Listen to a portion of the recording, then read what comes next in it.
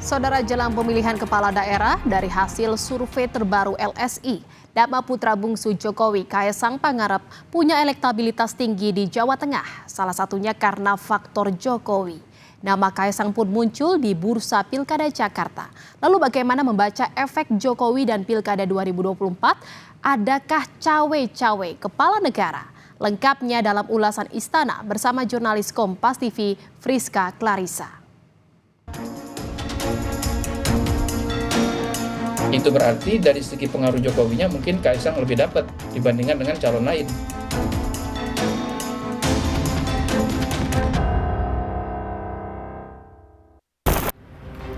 Jelang pemilihan kepala daerah, nama-nama kandidat mengemuka di berbagai provinsi kunci. Terbaru, hasil survei LSI soal peta elektoral Jawa Tengah menyebut nama putra bungsu Presiden Jokowi, Kaesang Pangarep, punya elektabilitas tinggi, salah satunya karena faktor Jokowi. Lantas, bagaimana efek Jokowi di pilkada dan adakah cawe-cawe di dalamnya? Lengkapnya dalam ulasan Istana bersama saya, Friska Clarissa. Nama putra bungsu Jokowi yang juga Ketua Umum PSI Kaesang Pangarep muncul di bursa Pilkada Jawa Tengah dan Jakarta. Di Jawa Tengah, Kaesang punya elektabilitas tinggi. Terbaru, Lembaga Survei Indonesia merilis survei peta elektoral sementara di Jawa Tengah menjelang Pilkada 2024. Survei dilakukan terhadap 1.200 responden pada periode 21 hingga 26 Juni 2024. Wawancara responden dalam survei ini menggunakan metode telepon dengan margin of error diperkirakan 2,8% pada tingkat kepercayaan 95%. Kaesang tercatat berada di posisi puncak pada simulasi 6 nama. Kaesang meraih 25,6%, Ahmad Lutfi 16,1%, Taj Yassin Maimun 13,4%, Bambang Wuryanto atau Bambang Pacul 9,7%, Abdul Wahid 6,2%, dan Sudaryono 6%, serta tidak tahu atau tidak menjawab 22,9%. Direktur Eksekutif LSI Jayadi Hanan menyebut ada faktor Jokowi yang memengaruhi tingginya elektabilitas Kaesang. Jayadi menganalisis angka popularitas dan keterpilihan Kaesang masih bisa disaingi. Namun jika ia maju di Jawa Tengah, efek Jokowi akan lebih kuat berdampak pada putra bungsunya itu. Artinya dari sisi popularitas dan kedisukaan Kaesang masih bisa disaingi maksud saya. Tapi dari segi pengaruh Pak Jokowi, tentu saja kalau nanti Kaesang benar-benar maju di Jawa Tengah, Pak Jokowi kemudian secara terbuka walaupun ataupun tidak terbuka menyatakan dukungannya, tentu afiliasi Pak Jokowi ke Kaesang akan lebih kuat, dugaan saya ya. Itu berarti dari segi pengaruh Jokowinya mungkin Kaesang lebih dapat dibandingkan dengan calon lain. Tapi dari segi popularitas dan kedisukaan masih harus dilihat data berikutnya.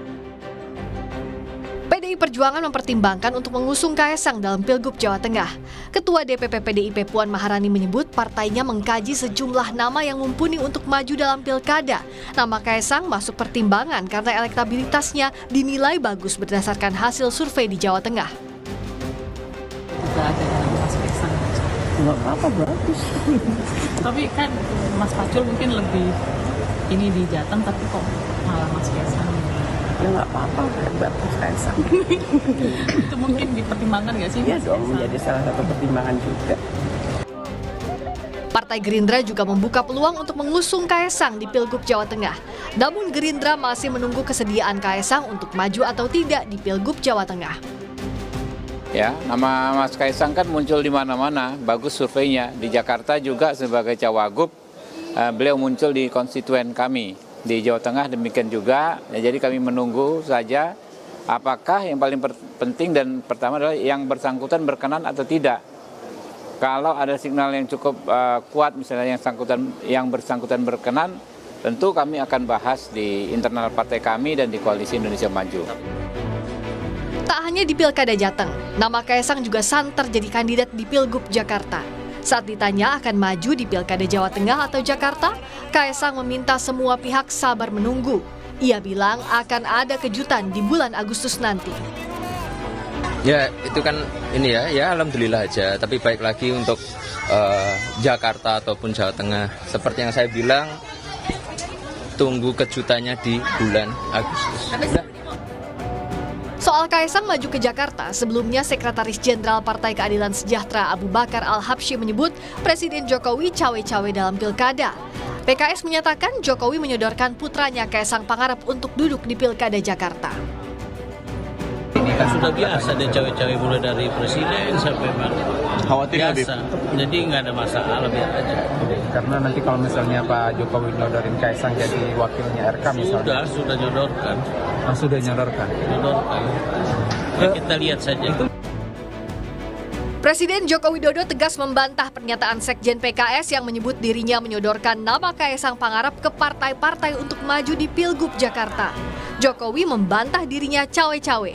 Ia menegaskan urusan pilkada merupakan urusan parpol. Jokowi pun meminta hal tersebut dikonfirmasi ke masing-masing partai politik. Urusan pilkada itu urusannya partai politik. Urusan mencalonkan itu juga urusan partai politik. Saya bukan ketua partai, saya bukan pemilik partai. Jadi jangan ditanyakan kepada saya.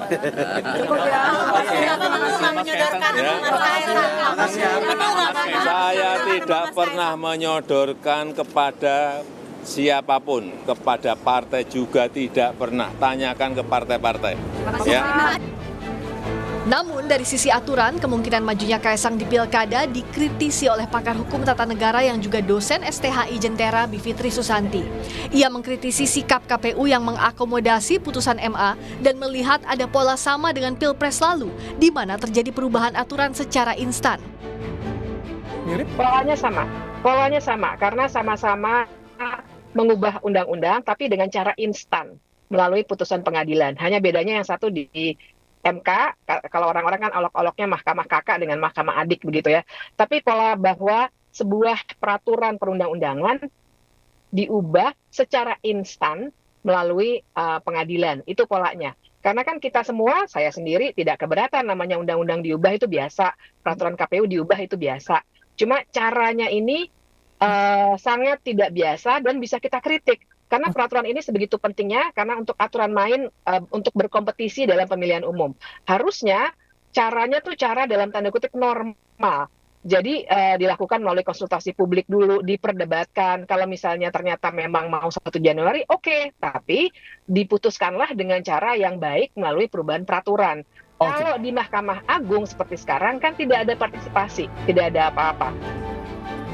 Namun Menko Kemaritiman Luhut Binsar Panjaitan meyakini tak ada cawe-cawe Presiden Jokowi untuk maju di Pilkada Jakarta. Luhut juga yakin Jokowi tak ikut campur saat Gibran maju sebagai cawapres di Pilpres 2024. Luhut menyebut Jokowi justru sangat demokratis. Jangan asal ngomong lah. Pak Jokowi itu sepanjang yang saya tahu tidak pernah campur-campur soal gitu. Saya kan masih di kabinet. Orang bilang-bilang sama soal nyolek-nyolek Gibran. Mana pernah ngomong soal Gibran untuk jadi wakil presiden? Nggak pernah. Nggak apa. Presiden itu saya lihat sangat demokratis. Itu yang saya masih bertahu. Perang elektabilitas dan utak-atik koalisi parpol jelang pilkada terus berjalan. Yang jelas apapun faktor yang digunakan untuk mengerek popularitas dan keterpilihan harus dilakukan sesuai aturan tanpa melibatkan intervensi penguasa. Friska Clarissa, Wandi Hansen, Kompas TV, Jakarta.